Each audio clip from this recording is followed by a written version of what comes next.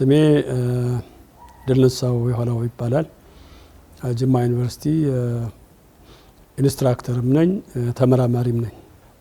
የዛሬው ፕሮግራም እንግዲህ ከ2020 ጀምሮ ከጣሊያን ዩኒቨርሲቲ ጋር በትብብር የምንሰራው ፕሮጀክት አለ።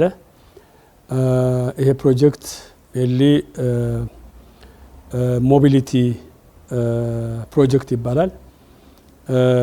ለዚህ ፕሮጀክት በዋነኛነት ፈንዱን የቻለው የኢሮፒያን ዩኒየን ነው እና በዋነኛነት አቅም ግንባታ ላይ ነው ይሄ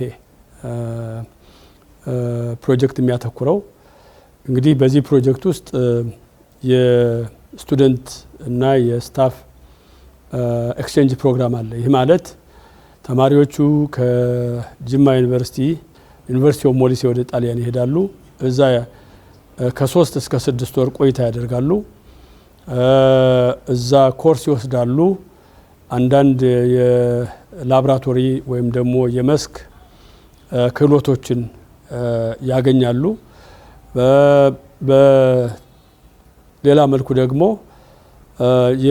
ከዩኒቨርሲቲ ኦፍ ሞሊሴ ከጣሊያን ተባባሪዎቻችን ወይም አጋሮቻችን ማለት እችላለሁ ፕሮፌሰሮቹ ወደ ጅማ ዩኒቨርሲቲ ይመጣሉ። እዚህ ጅማ ዩኒቨርሲቲ ኮርስ ይሰጣሉ፣ ሴሚናር ይሰጣሉ።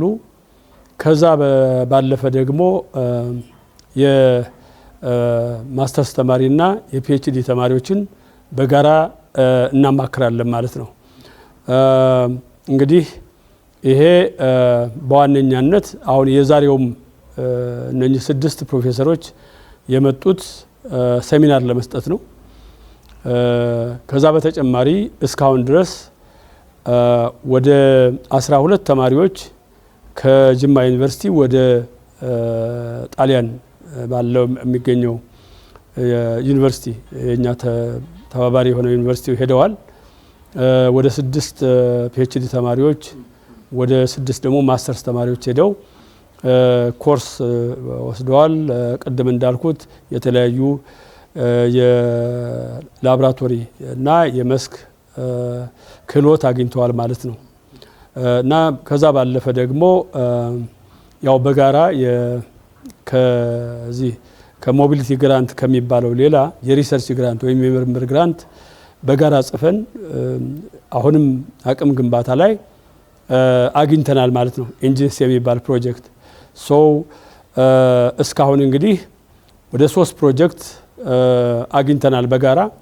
አሁንም 4ኛ ፕሮጀክት በጋራ አስገብተናል ማለት ነው። ስለዚህ እየሰፋ ነው ሄደ ማለት ነው ትብብራችን።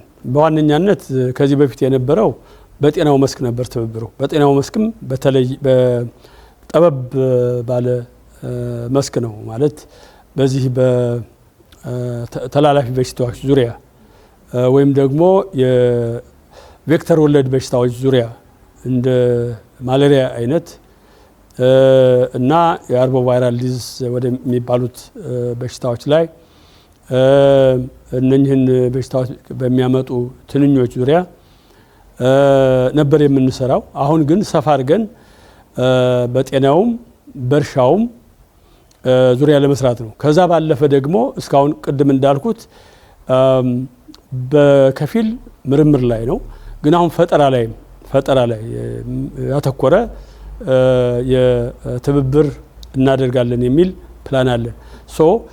አንደኛ በምንሰራበት መስክ ዙሪያ የማስፋት ሁኔታ አለ። ሁለተኛ ደግሞ ከምርምርም አልፎ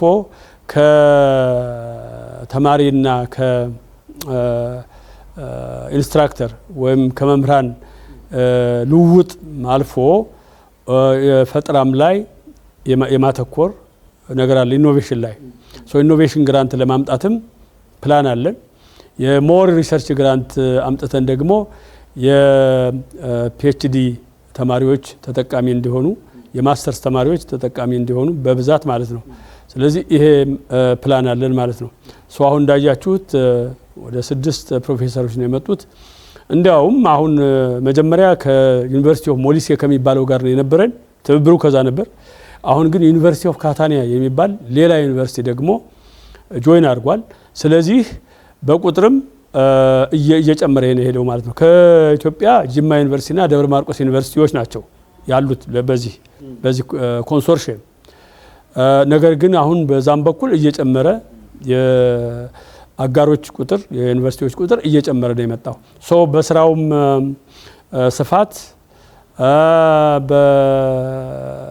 ማለት በምርምሩም በፈጠራውም እንደገና ደግሞ በአቅም ግንባታውም ላይ እያሰፋን ለመሄድ ነው ፕላን ያደረግነው ማለት ነው፣ ወይም ፕላን የተደረገው።